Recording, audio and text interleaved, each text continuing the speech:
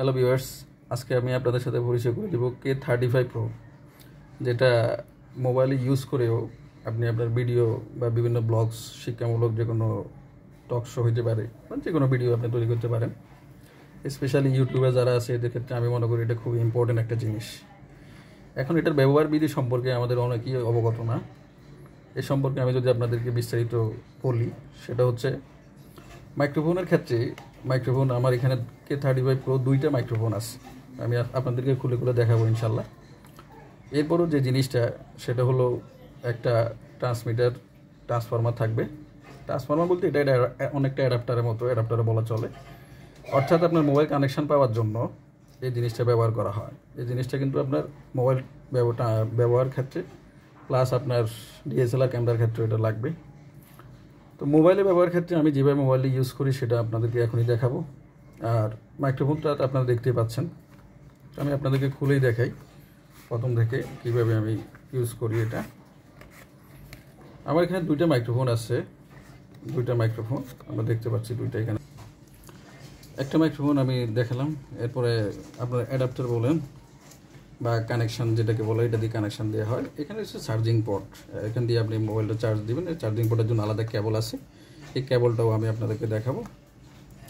এরপর হচ্ছে আপনার আরেকটা মাইক্রোফোন, এটা হচ্ছে 2 নম্বরটা মাইক্রোফোন। 2 নম্বরটা দুইটা ইউজ করা যাবে। টকশোর ক্ষেত্রে আমরা সাধারণত দুইটা ইউজ করে থাকি, বা ভিডিও আপনি যে ক্ষেত্রে ব্যবহার করেন আর কি। সবচেয়ে বড় বিষয় হচ্ছে আপনি কীভাবে এটা ব্যবহার করবেন, এটার ব্যবহার বিধি সম্পর্কিত একটা ইউজার ম্যানুয়াল বলা চলে। কীভাবে আপনি ব্যবহার করবেন, ব্যবহার বিধি সম্পর্কে বিস্তারিত আলোচনা আছে, যদিও এটা চায় না।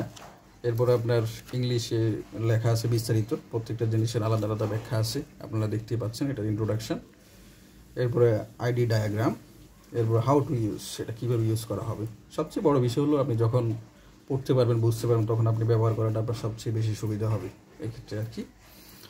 অ্যাবাউট ইউআই, এরপরে ট্রান্সমিটার TX, রিসিভার RX, এরপরে প্যাকিং লিস্ট, কীভাবে প্যাকিং করা হয়েছে সব কিছু বিস্তারিত এখানে আলোচনা আছে। আপনি এটা দেখলেও দেখতে পারেন, যদিও এটা মেড ইন চায়না। সাশ্রয়ী রেটের মধ্যে ইউটিউবারদের জন্য বা শিক্ষামূলক যে কোনো ভিডিও তৈরি করার জন্য এটা খুবই ইম্পর্টেন্ট আমি মনে করি আর কি, আমার কাছে মনে হচ্ছে। আর নয়েজ রিডাকশানের কথা তো বলাই চলে, এক্ষেত্রে নয়েজ রিডাকশান খুবই ভালো। সেটা হলো আপনার নয়েজটা আসে না সাধারণত ইয়েতে, মোবাইলে আপনি যখন ভিডিওটা কমপ্লিট করবেন। এখন আমি আপনাদেরকে দেখাচ্ছি যে কেবলটা দিয়ে আপনি চার্জ দিবেন আর কি। ওই কেবলটা, একটা কেবল থাকবে, এটা টাইপ সি সিস্টেমটা হচ্ছে টাইপ সি সিস্টেম, আপনারা দেখতে পাচ্ছেন টাইপ সি। এভাবে আপনি কী করবেন, এটারে চার্জ দিতে পারবেন আর কি।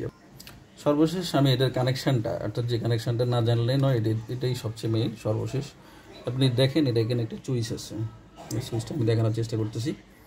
এই সুইচটা দিয়ে আপনি চাপ দিবেন। সুইচটা চাপ দিয়ে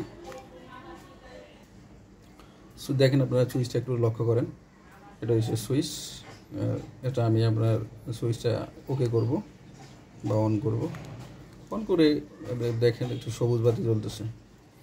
এরপরে আপনি মোবাইলের এই যে কানেকশান সিস্টেম আছে, ওই সিস্টেমে আপনি এটাকে ইনপুট করবেন।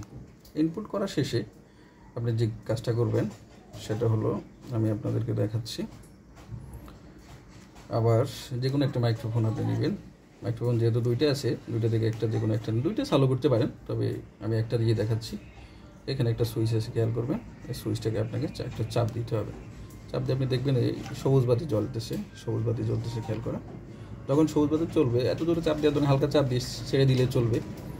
সবুজ বাতি যখন জ্বলবে তখনই বুঝবেন আপনার এই কানেকশানটা অ্যাকুরেট হয়ে গেছে। এরপরে আপনি আপনার মতো করে কথা বলা শুরু করবেন। আশা করি আপনারা সবাই ক্লিয়ার। সো মাই ডিয়ার, যদি ভালো লেগে থাকে বা আপনাদের কাছে অ্যাকসেপ্টেবল মনে হয়, অবশ্যই আমার পাশে থাকবেন। আল্লাহ হাফেজ।